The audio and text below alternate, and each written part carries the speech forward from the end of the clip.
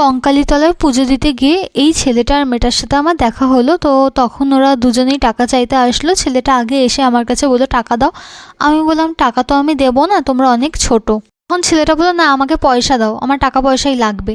এই মেয়েটাও আমার কাছে টাকা চাইতে আসলো। তখন মেয়েটাকে আমি বললাম দেখো আমার গরম লাগছে বলে আমি সোয়েটার খুলে গাড়িতে রেখে দিয়েছি, তুমি যদি চাও আমি তোমাকে আমার সোয়েটারটা দিতে পারি, আমার ব্যবহার করা সোয়েটার। তুমি কি রাজি আছো নিতে?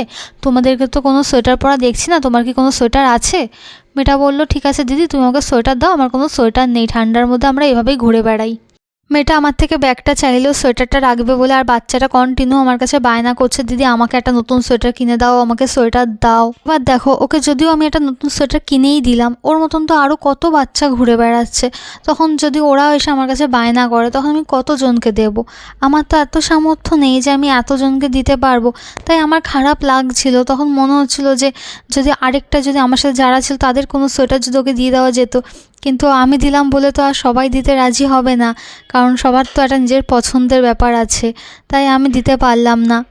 তারপর পুজো দিলাম। পুজো দিতে দিতে ওখানকার পুরোহিতদের মুখে শুনলাম যে এটাও একটা সত্যিপীঠ, এখানেও মায়ের কোমরের অংশটা পড়েছিল এই জলাশয়ে।